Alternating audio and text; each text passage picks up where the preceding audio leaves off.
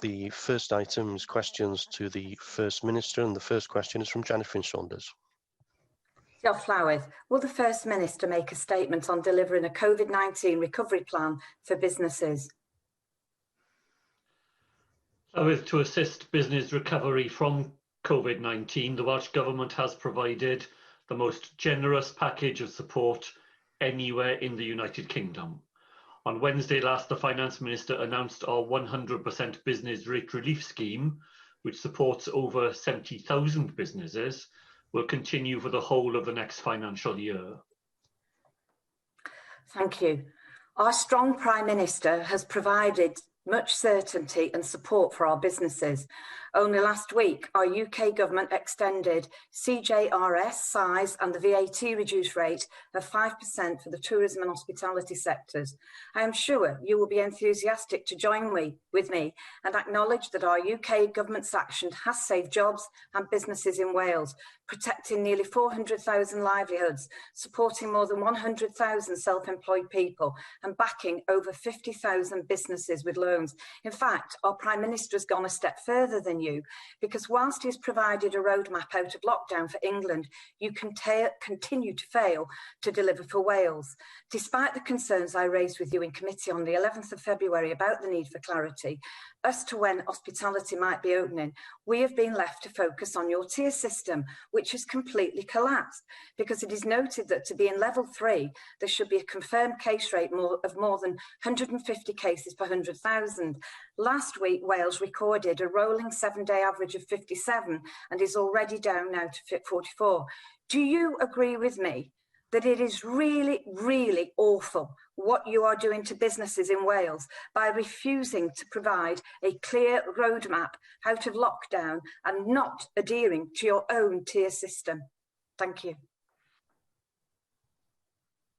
Well, Llywyd, I welcome all the support that the UK Government has provided to businesses in Wales, and have done so since the earliest days of the pandemic. Of course, here in Wales, we have provided hundreds of millions of pounds over and above the help that has come to Wales as a result of those UK efforts. I welcome the members' recognition of the success of the measures that this Welsh Government has taken to bring coronavirus under control, measures which she will remember she and her party vehemently opposed at the time that they were taken. Had we followed her advice then, we certainly wouldn't be in the relatively benign position that we are in Wales today. We will build from that position, mindful all the time of the continuing precariousness of the recovery from coronavirus, and with the circulation here in Wales of the Kent variant of coronavirus, particularly to be borne in mind as we reopen our economy. On Friday of this week, Llywyd, I will set out further details of how freedoms can be restored in the world of business, in our personal lives, providing priority as ever for our children and young people, and that will give people the clarity they need with the realism that is required as well. Caroline Jones. First Minister, whatever your plans for helping Welsh businesses, will you ensure that they are fair and equitable?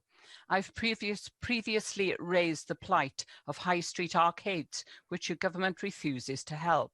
These businesses have suffered the same losses as other leisure businesses, and yet you are denying them any recourse to business support.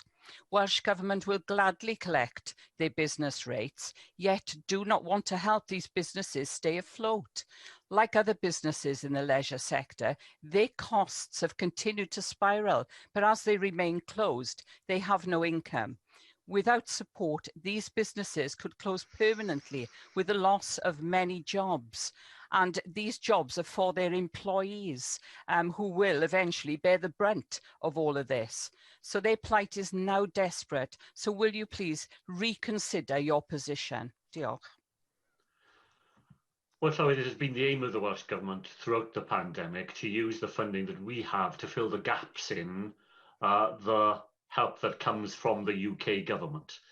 it simply isn't possible with the funding we have to fill every single gap that exists. Nevertheless, £1.9 billion has left the coffers of the Welsh Government and is already in the hands of businesses here in Wales. Tens of thousands of businesses in every part of our country benefiting from the schemes that the Welsh Government has put in place, and the speed at which that help has left us and arrived with businesses themselves. Now, the Welsh Government has set aside £200 million in our budget for the next financial year to be able to continue the support that we provide to Welsh businesses. And as we do that, we always review the schemes that we have to see whether it is possible to do more to help more businesses in the future. But as I say, our funding has been used always to fill the gaps in the schemes that the UK government has responsibility for, and it simply isn't possible to extend that to every eventuality. Alan Davies. Thank you very much, Presiding Officer. The For Wales See England approach, which the Conservatives seem to be adopting, will actually lead to a reduction in business support, as we've seen over the last year or so. And First Minister, in taking forward Wales out of the lockdown, we're able to do this because of the success, of course, of the approach taken by the Welsh Government. I'm particularly concerned about the support you'll be able to provide to small businesses. There are many businesses in my constituency in Blaenau Gwent who are very grateful to the support that's been provided by the Welsh Government over the last year or so. They're now looking towards beginning to trade again and looking at how they can rebuild their businesses. Is it possible to outline how those smaller businesses will be supported as we move forward over the coming months? I would like to thank Alan Davies for that. He's absolutely right. Of course, as the Welsh Governance Centre report demonstrated only a few weeks ago, that had we simply followed the schemes that are in place across our border, Welsh businesses would be millions and millions of pounds worse off than they are by being located in Wales because of the help that we have been able to mobilise for them. And I know the Welsh Conservative Party doesn't like to acknowledge that. It does indeed, as Alan Davies said, have only one prescription for Wales, and that is that we should copy exactly what is done by people across the border. £300 million less would have been available to businesses in Wales, and almost all the help that the Welsh Government provides, of course, goes to small and medium enterprises. We took a very conscious decision not to extend rate relief to businesses with a rateable value of over £500,000, and that released tens and tens of millions of pounds that we have put into the hands of small businesses here in Wales.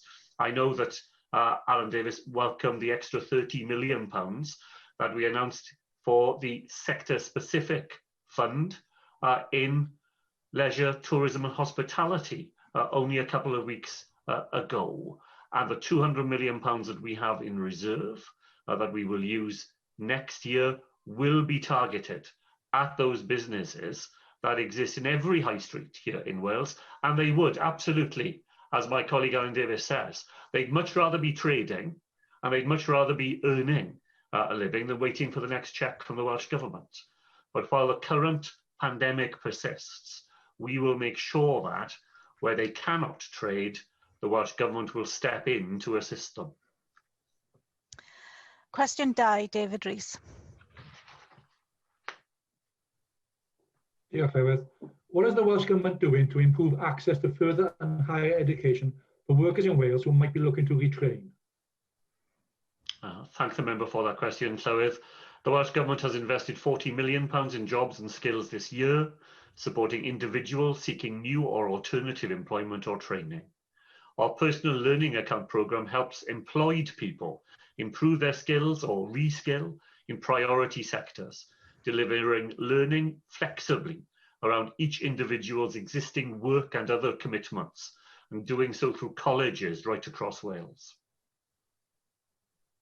Well, thank you for that answer, First Minister. And I'm very pleased to see in your government's budget the commitment to expand the personal learning account programme. Now, this programme, as you say, provides vital support to employed workers, but also those furloughed workers and individuals at risk of redundancy. And we know one of the impacts of coronavirus pandemic has been the loss of jobs and the greater hesitancy of businesses to invest, which would create new jobs to offer greater opportunities to those seeking employment. The Welsh Government scheme to support people gain higher level skills and qualifications in priority sectors now prepares our workforce for a range of opportunities as we see the economy recover. Could you therefore provide an update on this fund and how it will be delivered to those individuals? So I thank David Rees for that important question. I know that my colleague Rebecca Evans, as Finance Minister, was very keen to find additional funding for the personal learning account programme, £5.4 million additional funding there because of the outstanding success it has already been. And as David Rees said, Llywydd, for workers, it provides courses and qualifications that are fully funded by the Welsh Government, organised to be manageable around those individuals' existing commitments. They're available regardless of previous qualifications, and 3,000 people have already started personal learning account courses, and we have 6,000 and more applications for the scheme. And for employers, it offers a flexible and responsive scheme designed to overcome current and future skill shortages, sector-specific, aimed at new and high growth areas in the green economy, engineering, construction, the digital economy, and in advanced manufacturing.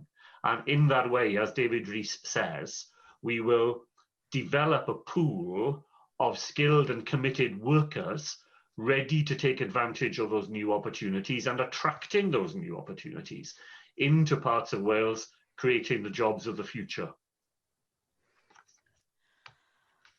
Angela Burns. Diolch, Gareth.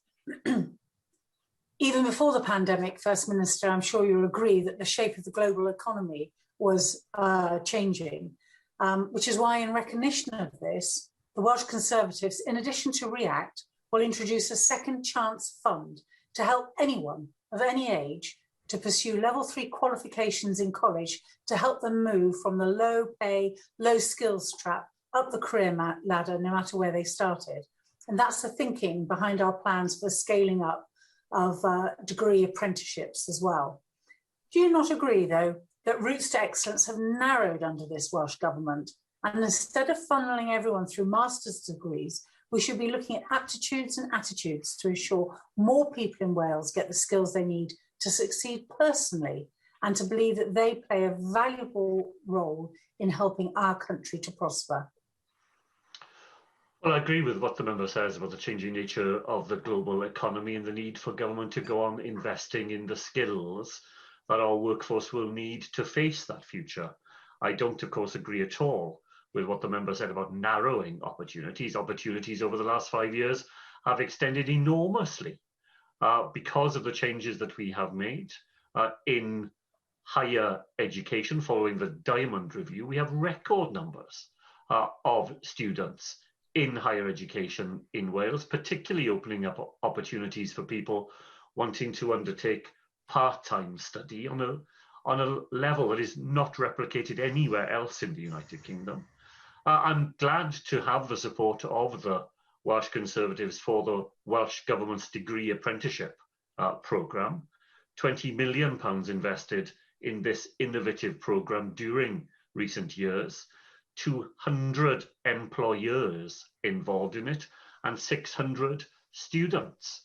It's just another example of innovative ways in which this Welsh Government has expanded opportunities alongside the personal learning accounts that David Rees referred to, a whole range of ways in which people in Wales now have access to opportunities for reskilling and upskilling that will make sure that when those opportunities become available, we have a workforce here in Wales ready to take advantage of them.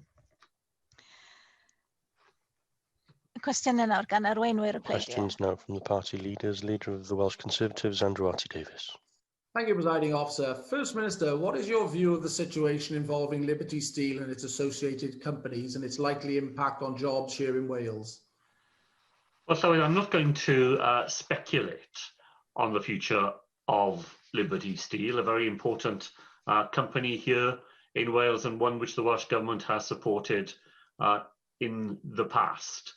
I have a letter in front of me from Mr. Gupta, the Executive Chair of GFG Alliance, which is the parent company of Liberty Steel, written to my colleague Ken Skates on the 4th of March, so at the end of last week, in which Mr. Gupta sets out the trading position of Liberty Steel, reinforces the commitment that GFG has to Wales, and we as a government will continue to work with the company and with the steel sector more generally to secure the future that we are confident, in the right conditions and in the right way, the steel industry has here in Wales.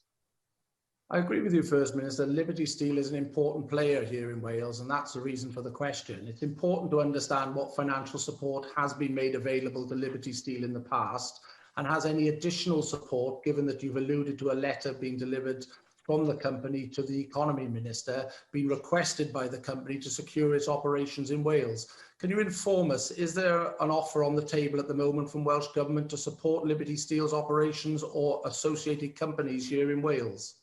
The letter from Liberty Steel, Llywyd, did not request additional funding from the Welsh Government. That wasn't the purpose of the correspondence. The purpose of the correspondence was to set out the difficulties that Greenskill, the financial provider to GFG Alliance, has experienced, but to put on the table as well the strong current trading position of the Liberty Steel Group. Steel prices in Europe are currently trading at a 13-year high. The aluminium market is more buoyant than it has been for some time past. And in his letter, Mr. Gupta makes it plain that factories that the Alliance own in these fields are operating at full capacity to meet high demand and generating positive cash flows. What the letter demonstrates, I think, is the close relationship that has existed between the company and the Welsh Government, and the confidence that the company wished to continue to create in its future. We will work alongside the company in order to secure the jobs that it provides here in Wales, and in order to secure the future of the sector more generally. Talking of support, First Minister, Friday is a notable day with the latest review of lockdown restrictions here in Wales. Your Minister for Mental Health and Wellbeing has said lockdown and people in Wales that if you give an inch, they'll take a mile. Can I first check whether this is your assessment, and do you agree with her? Or do you take my assessment that it's the hard work of the people of Wales over this lockdown period that will allow you now to unlift some of these restrictions? And can you confirm what type of announcements we might be looking at on Friday, in particular around non-essential retail? Will you be opening up gyms like the Minister for Wellbeing has previously suggested? And will you, as you've alluded to in the press over the last few days, be lifting the stay-at-home rule and introducing a 5-mile rule like we saw last summer? Well, so I'm afraid the leader of the opposition will have to wait until Friday. That is when the 3-week cycle ends, and the Cabinet will continue to discuss the package of measures that we will be able to propose then during the remainder of this week. But he's right to say that at the end of the last 3-week review, I said that I hope that this will be the last 3 weeks in which we have to ask people in Wales to stay at home, and that we would be able to move beyond that. And I said then as well that we would continue to make the return to education as quickly and as safely as possible for our children would be our top priority, and that alongside that we would look to find ways of allowing people to do more in their personal lives and to begin the reopening of new aspects of the Welsh economy. That continues to be the list of issues that we discuss as a Cabinet, and I'm looking forward to being able to make announcements on that on Friday. The fact that numbers in Wales of people suffering from coronavirus continue to go down, the fact that the stress and strain on our health service is reducing in the way that it is, that is undoubtedly the achievement that belongs to people here in Wales for everything that they have done to abide by the difficult ask we have made of them during recent weeks in order to bring this latest wave of the pandemic under control. As we lift restrictions, I will once again be appealing to people in Wales not to approach this by asking themselves, how far can the rules be stretched? What is the most that I can get away with as restrictions are lifted? We continue to face a public health emergency. Nobody knows how the Kent variant will react as we begin to restore aspects of our daily lives. And I will be appealing once again to people in Wales to ask themselves the question, not what can I do, but what should I do in order to go on making my contribution to keeping myself, others, and the whole of Wales safe. Arweinydd Plaid Cymru, Adam Price. Diolch, First Minister, upon winning your party's leadership election in December 2018, you said that in a fractured world, members of the Senedd should strive for, and I quote, a kinder sort of politics. Last week, your Labour colleague and leader of Newport Talbot Council, Rob Jones, was forced to step aside after a recording emerged of him making despicable comments about our fellow Senedd member Bethan Syed. Yesterday marked International Women's Day with this year's theme, Choose to Challenge, encouraging people to challenge stereotypes and bias wherever they arise in order to effect change. With that in mind, will you place on record your condemnation of Councillor Jones's remarks and choose to challenge his appalling misogyny? And should his temporary resignation, in your view, be permanent? Well, Llywydd, I was concerned to read accounts of what Councillor Jones had said, and I'm sure he has done the right thing in stepping aside from the leadership of Newport Talbot Council, while those remarks are properly investigated by the monitoring officer and by the ombudsman here in Wales. It's why he has been suspended from his membership of the Labour Party while those inquiries can be completed. I think it would be sensible for anyone to await the outcome of those inquiries before drawing conclusions about what should happen next. But I'm sure Councillor Jones was right to step down from leadership of the council, to refer himself to the monitoring officer and to the Public Services Ombudsman, and we will now await the outcome of those inquiries. But surely, First Minister, even now, you can issue an outright condemnation of his remarks. I mean, the recording also reveals a sinister way of going about politics, doesn't it? He astonishingly alludes to favouring projects supported by Labour councillors for public funding, citing the example of Alltagrig Cemetery in Ystalyfera. He talks about telling officers to go and search down behind the backs of the sofa to pay for a project which he boasts resulted in people turning to the Labour Party. I've written to the Auditor General, First Minister, requesting that he not only investigates the remarks made by Councillor Jones in the recording, but also ensures robust checks and balances are in place to safeguard against the potential misuse of public funds for party political purposes in Welsh public authorities. Would you support such an investigation? So it's important that investigations are carried out, and then it's important that those investigations are allowed to come to their own conclusions rather than politicians on the floor of the Senedd anticipating those conclusions and asking others to agree with the conclusions to which they have apparently already arrived. There's no place for misogyny in any part of Welsh life or in any political party. I remember that Mr. Price himself launched an inquiry into misogyny in Plaid Cymru in June or July of 2019. I've looked to see if I can find the result of that inquiry, but I've not been able to locate it myself, and that may simply be because I've not looked in the right place. But just as he was right, I'm sure, to have that inquiry carried out in his party, so it is right that the allegations that have been made against Councillor Jones should be investigated, and certainly the result of those inquiries will be made public.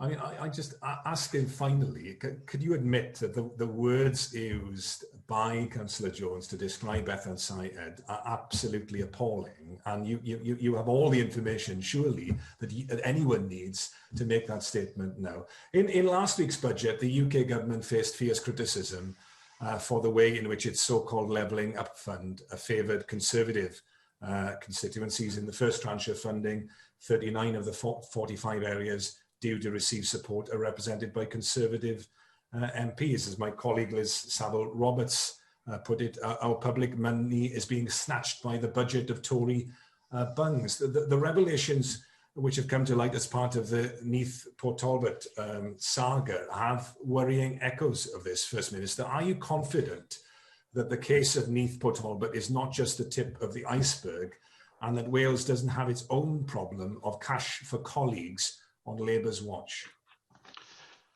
Well, Llywyd, I condemn misogyny wherever it is to be found. I think it is right that there should be inquiries into those matters, and I think that it is right that those inquiries should then be made public.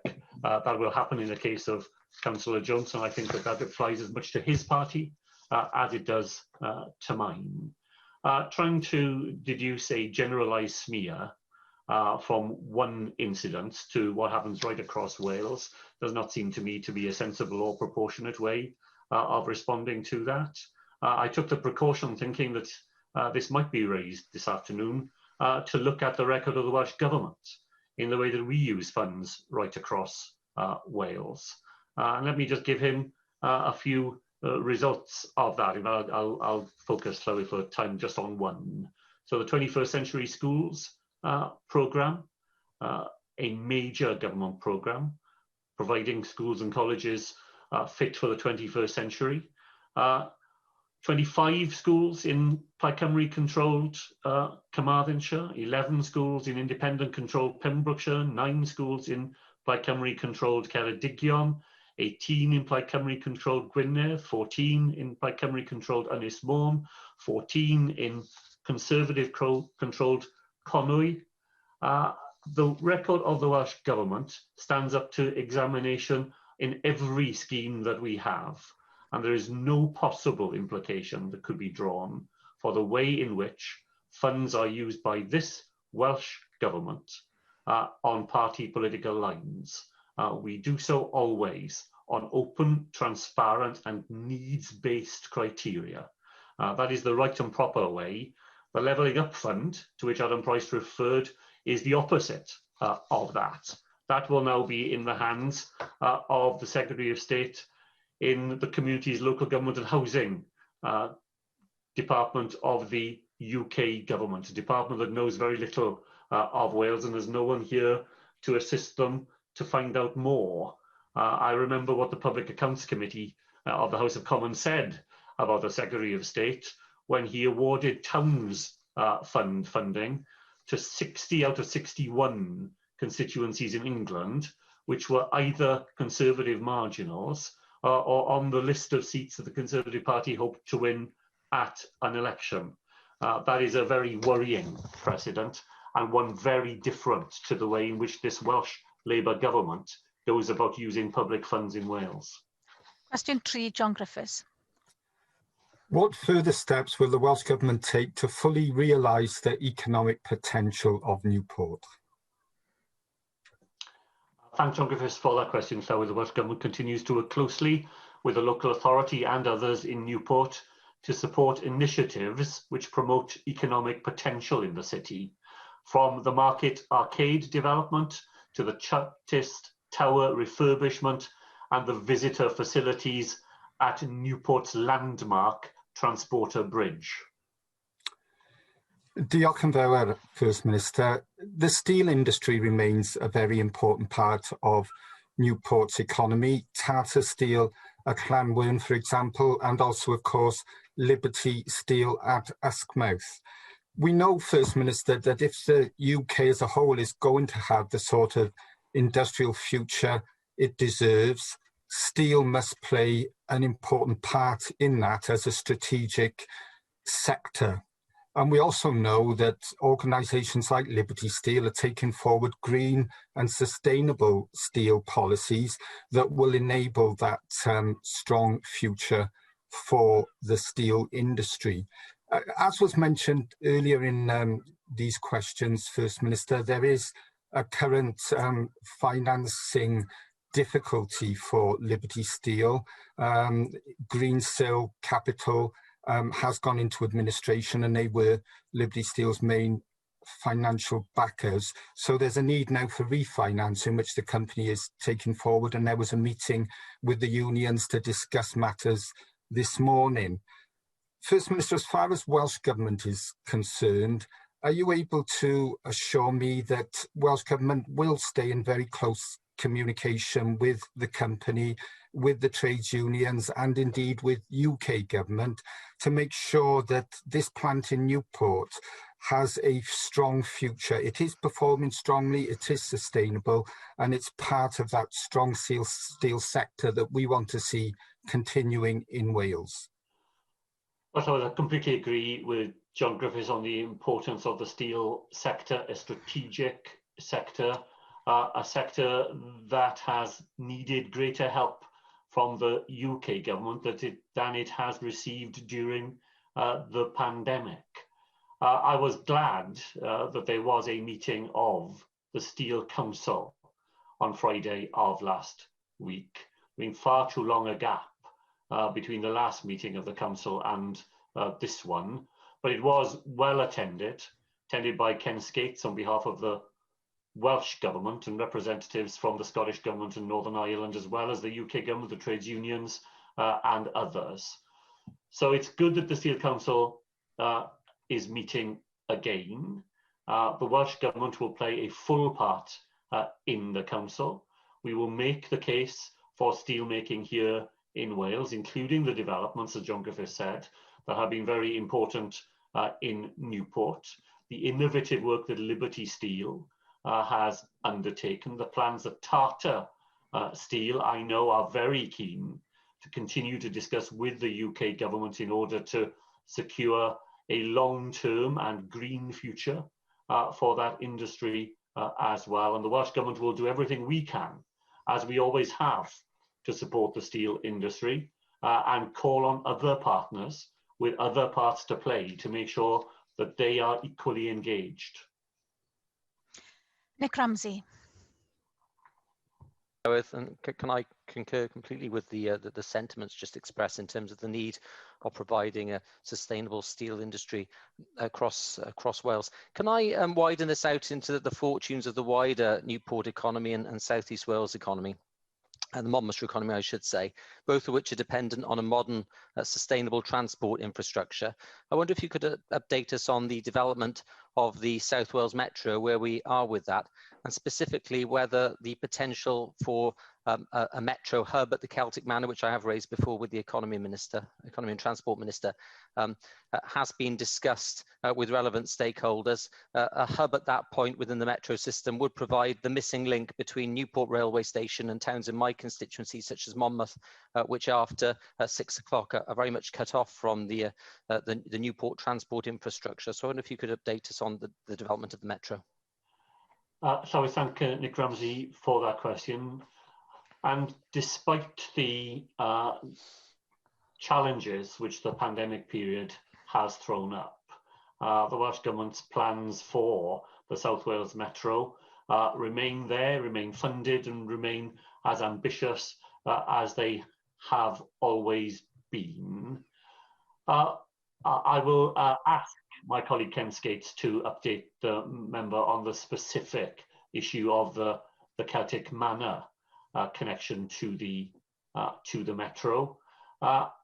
Alongside that, Llywydd, we're looking forward to the publication of the Peter Hendry UK Connectivity Review, to which the Welsh Government provided evidence and to which Lord Burns, as chair of the Burns Commission, provided evidence as well, because alongside the metro, for the economy of South East Wales and Monmouthshire, we need the UK government to commit to the upgrading of that second line that already exists with plans that the Burns Commission set out in detail, 6 new stations potentially along it, making a great deal of difference to connectivity in that part of Wales, and with a real opportunity in the connectivity review for the UK government to demonstrate its commitment to connectivity between South East Wales and our trading partners across the border, and to do it according to a plan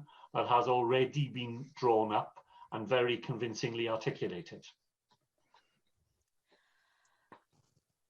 Cwestiwn 4, Mandy Jones. Diolch, Llywedd. What assessment has the First Minister made of the performance of Cadw across North Wales? Llywydd Cadw continues to discharge its statutory responsibilities and to sustain its custodianship of sites across Wales in ways which observe the restrictions made necessary by the coronavirus emergency. Thank you. First Minister, Kimnell Hall was in the headlines again recently. It's been dubbed the Welsh Versailles, but has fallen into dangerous disrepair, and this piece of Welsh heritage is at very serious risk of being lost forever, despite being a Grade 1 listed building. I see that one of Cadw's first priorities is caring for the historic environment. First Minister, what is the point of the listing system, and what is the point of Cadw if neither serves to protect Wales's heritage? Thank you.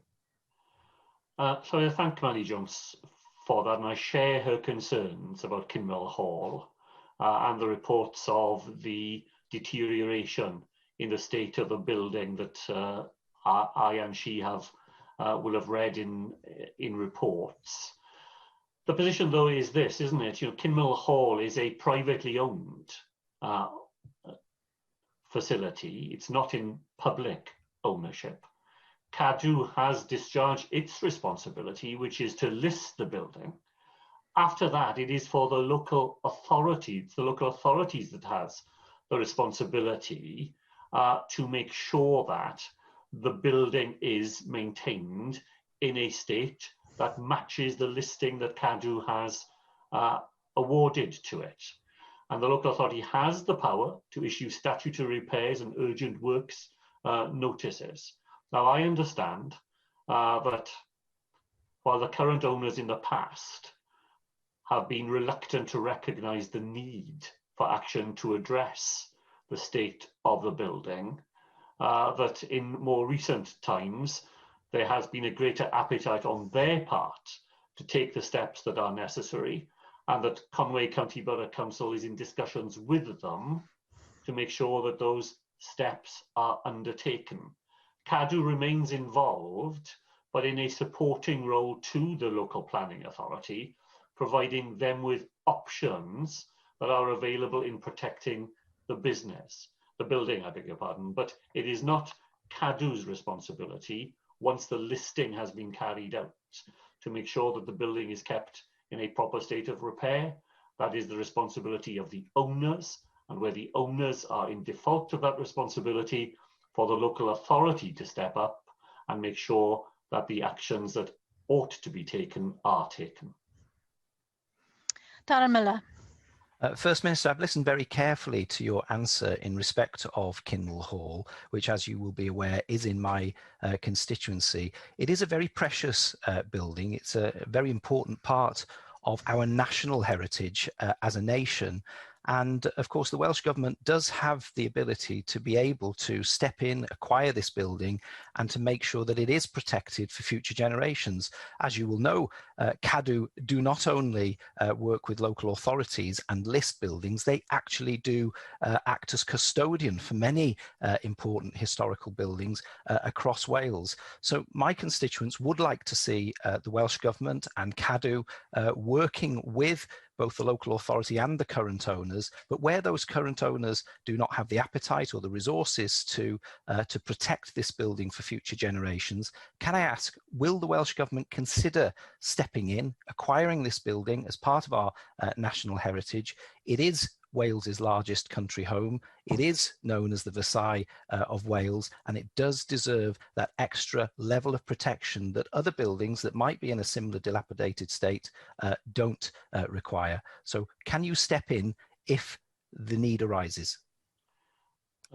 So thank Darren Miller for that contribution, and I share a lot of what he has said about the significance of Kinmel Hall, its importance to Wales as a whole, where Cadw has responsibility for the upkeep of monuments, buildings and sites. It is because those sites are in public ownership.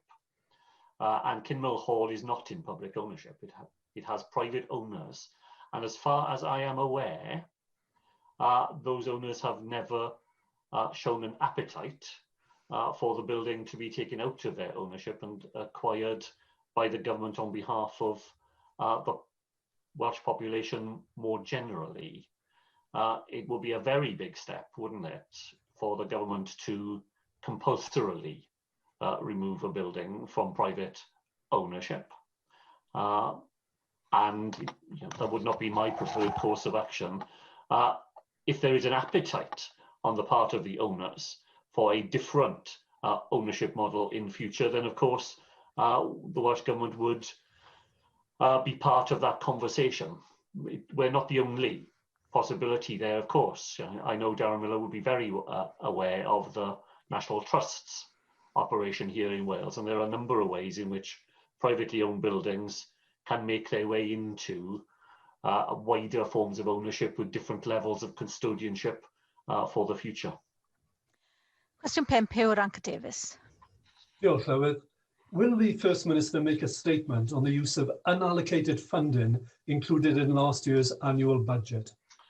I can thank Hugh Ranka Davies for that, Llywydd. The third supplementary budget of this financial year to be debated in the Senedd later this afternoon completes our fiscal spending plans from a total available resource of £23.3 billion.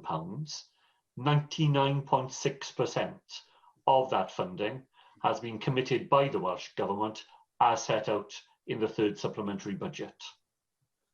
First Minister, thank you for clarifying that. And I asked you this question because Welsh Government, despite allocating what you've just told us was 99.6% of its resource, has continually come under fire from the Tories here in Wales, whilst at the same time the Chancellor in Westminster holds a COVID reserve which currently stands at £19 billion. So First Minister, it is clear now that if the Welsh Government had run down all its available COVID guarantee by October 2020, as suggested by the Welsh Conservatives in Wales, then you would not have been able to match the firebreak and the Christmas restrictions with the far-reaching business support that was rapidly put into place. Now, if there's one consistency, First Minister, with the Conservative Party currently in Wales, it's to feign fury when our government in Wales makes the right decisions to keep Wales safe, only to fall silent when their party in Westminster follows suit. So do you agree with me that the Welsh Conservatives are now so far off Rishi Sunak's radar that they feel confident that he won't even notice when they inadvertently attack him and his policies? Well, sorry, I agree with Hugh Ranka Davies. You know, it is surely one thing not to be able to be wise before the event, and that is certainly the record of the Welsh Conservative Party, but it's a party that doesn't even manage to be wise after the event either.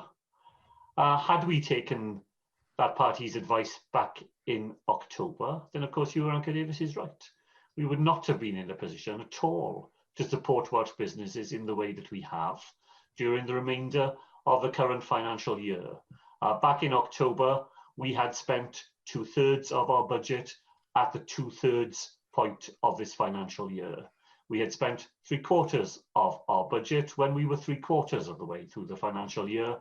And as I said in my original answer, at the end of the financial year, we will have spent 99.6% of all the funding available to the Welsh Government. And that, Llywydd, is a pattern repeated year after year during the whole of the devolution era. Every year, this Welsh Government uses to the maximum the funding that we have available to support businesses and public services here in Wales. And our record compares extraordinarily favourably with UK government departments who never manage anything like the same match between funds available and the ability to put it to good use. The record of the Welsh Government here stands up to examination by anybody, and the advice of the Welsh Conservative Party and the nonsense, the absolute nonsense that they offered people back in October has been exposed very badly since then by the events that have since unfolded. Mark Isherwood. Well, the Welsh Government Reserve can hold up to 350 million.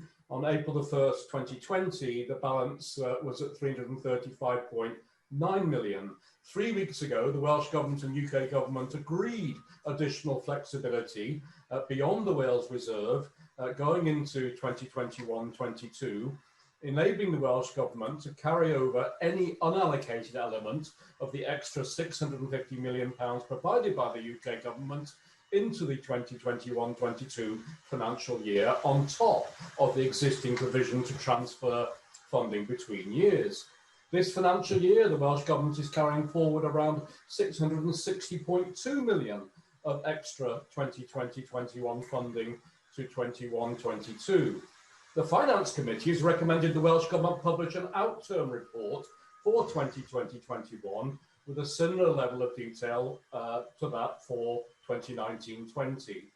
So how does the Welsh Government respond to this? And how will you ensure additional transparency regarding Welsh Government budgets where, for example, the Welsh Government has failed to allocate any of the extra UK Government funding, unlike Scotland, meaning that you have failed to allocate £1.3 billion in the budget your government is announcing today?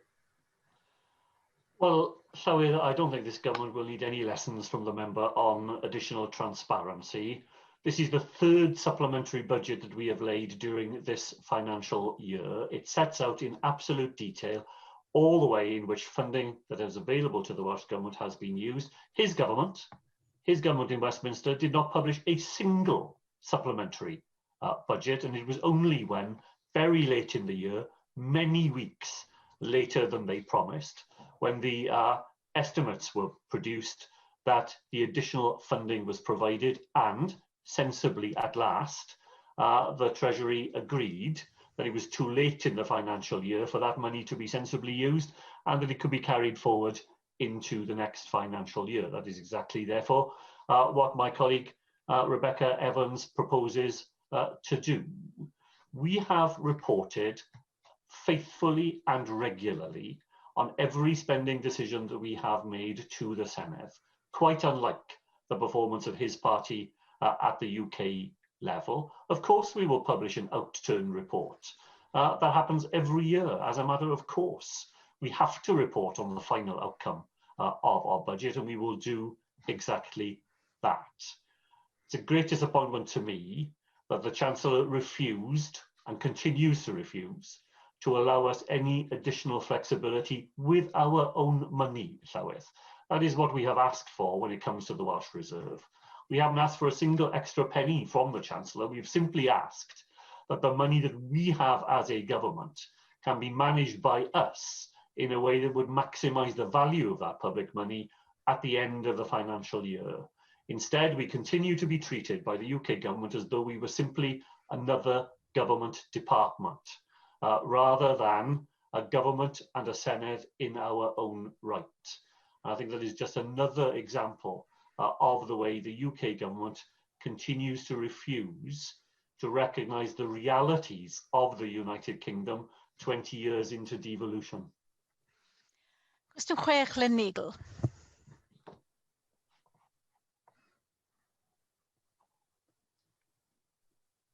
I can't hear you at this point, Lynn Neagle.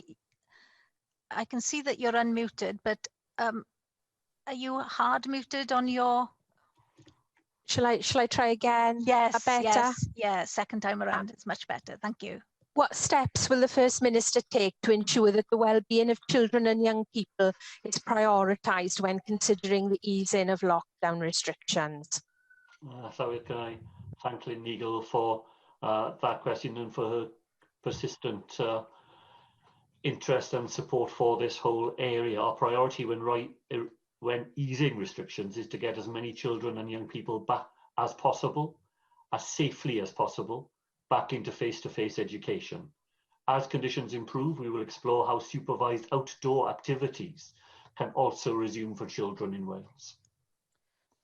Thank you, First Minister. And as you know, COVID rarely causes serious illness in children and young people, but we do know that the pandemic has had a huge impact on their learning, on their mental health, and on other aspects of their physical health. Now, I very much support a cautious approach to easing lockdown restrictions and an approach where we continue to follow scientific evidence and advice. I am, however, very concerned that decisions in the coming days to ease other restrictions will remove the vital headroom necessary to return children to school fully. What assurances can the First Minister give that ensuring that all children can return to school on the 15th of April after Easter will remain his top priority? And what assurances can he give that future decisions on lockdown easing will have at their very heart the need to maintain the headroom necessary for children to return to school? And can I also ask whether the First Minister is planning to publish an updated child rights impact assessment in order to align with the latest review of restrictions? Thank you. So we thank Lynn Eagle for that question and for all the work that she has done in chairing the Children and Young Persons Committee at the Senedd, which has made such a contribution to the way in which we have been able to approach these challenging issues. But the top priority for the Welsh Government remains to get our children and young people back into face-to-face education, doing it as quickly but as safely as we can. And that is why we have developed the step-by-step approach, because that is what SAGE, our own TAC group, and the Chief Medical Officer have always said to us. So we already have around 30% of children back in school as a result of the return of the foundation phase. On Monday of next week, we will return all primary age children to face-to-face education, examination students in secondary school, and she will have seen and welcomed, I know, the additional flexibilities that the Education Minister has proposed for local education authorities and head teachers to bring more children back into school before the Easter holidays. We will look to use headroom we have to restore some other aspects of Welsh life. But we always do that with a close attention to not doing anything that would impede our ability to return the whole of our children and young people to school immediately after the Easter holidays. And I can give her that assurance that that is always the lens through which we regard the other aspects that we do hope to be able to make some preliminary progress on after this Friday's review is concluded. In the meantime, we will publish all the impact assessments and supporting documents that we have developed over the last 12 months as we complete this three-week review. Question 7, Michelle Brown. What steps is the Welsh Government taking to protect its investment in capital projects? So the Welsh Government makes every effort to maximise the value of its capital investments in line with best practice for the stewardship of public money. Well, thank you for that answer, First Minister. If Welsh Government hadn't just given Cardiff Airport a £42.6 million grant, it could have recruited 1,000 new NHS nurses and paid them for 2 years. Recently, the Transport Minister blamed the COVID pandemic for the need to write off £40 million of debt that the airport owes to the Welsh taxpayer and award them this further eye-wateringly large grant. But it isn't COVID that's responsible for this, is it? Cardiff Airport has never made a profit under government ownership. And in the year up to last March, when according to Mr. Skates, it had the highest passenger numbers ever going through the airport, it made its biggest loss ever, even when you take out the one-off expenditure for that year. It's true that COVID has tipped all the airports into making a loss, but Cardiff was already making big losses before, losing the taxpayer £20 million a year. Passenger numbers aren't expected to recover to pre-COVID levels for more than 3 years. So for the foreseeable future, you will have to grant Cardiff Airport at least £20 million a year. The same amount of money as a further year's salary for those 1,000 extra nurses you could have recruited instead. This isn't just a bad deal for North Wales, it's a bad deal for the entire country. Isn't it the case, First Minister, that you're keeping Cardiff Airport in public ownership for political reasons because you're too embarrassed to admit that it's never going to be viable and you should never have invested a single penny of Welsh people's money into it in the first place? The latest bailout for Cardiff Airport is so unsound commercially that even the Development Bank of Wales, which deliberately takes greater risk than the market, wouldn't have lent it any money. So, First Minister, is the sky the limit for the amount of good money after bad you're prepared to throw at Cardiff Airport, or will you now protect Welsh public with money, stop funding the airport and spend it on improving the Welsh NHS instead? Well, I don't share the member's hostility to Cardiff Airport. Her account was as mistaken as it was lengthy. In fact, from top to bottom, she misrepresents both the case for investment in Cardiff Airport, the success of that investment, and she is just, it is just so basically mistaken to assert that the money that has been provided for Cardiff Airport could be used in the Welsh NHS. It's simply not available in that way, and the simplest understanding of how funding operates would have prevented her from making that mistake. Because it's not a mistake, is it? It's just a political assertion that she tries to make. She's wrong about the airport, she's wrong about the funding, and I don't think anybody who has the interests of Wales at heart will be prepared to follow her in the argument she's made. Question 8, Carwyn Jones. Diolch, Llewydd. Will the First Minister make a statement on the future of Cardiff Airport? I thank Carwyn Jones for a question on Cardiff Airport. The global aviation industry has been catastrophically affected by the global pandemic. Here we have acted decisively to help secure Cardiff Airport's future, to ensure that it has a sustainable future, and to protect the value of the public investment in the airport. I thank the First Minister for his answer. I listened to the long question from Michelle Brown.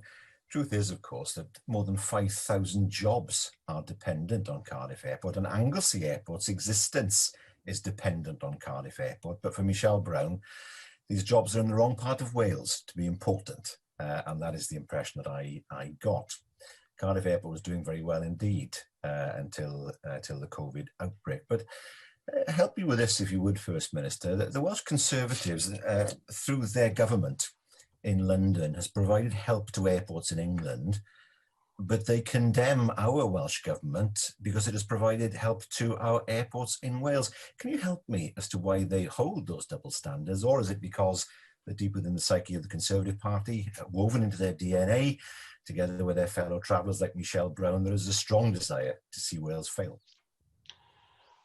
Well, the Scottish Government has provided help for Scottish airports. The Northern Ireland Executive has provided support to Belfast Airport. The UK Government declined to provide support for Cardiff Airport. It provided support for Bristol Airport, which it has always told us was a direct competitor to Cardiff. The reason why it wasn't possible to devolve APD to Wales. The Welsh Government has stepped in to protect the national asset that is Cardiff Airport. As Carwyn Jones has said, Llywydd, the airport had been on a strongly improving trajectory as a result of the actions that he took when he was First Minister in making sure that the asset that Cardiff Airport has to be to the Welsh economy was preserved for Welsh people. The 5,000 jobs that depend upon the airport more generally, the 2,400 jobs that depend upon it directly, this Welsh Government will not turn our back on the impact that the pandemic has had upon the airport. We will support it even when others don't. Finally, question now, Leanne Wood. Diolch, Llywydd. Will the First Minister provide an update on the support for the Rhondda Skyline project? I thank the member for that question. So the Foundational Economy Challenge Fund has supported the Rhondda Skyline project to build on its feasibility study and explore establishing Wales's first landscape-scale, long-term community land stewardship project around the town of Treherbert. First Minister, when the Skyline project was first unveiled, it promised so much. The First Minister, as First Minister, you responded to a question I asked about creating jobs and opportunities in the Rhondda, arguing that the Skyline project was evidence that the Labour Party hadn't forgotten about the Rhondda.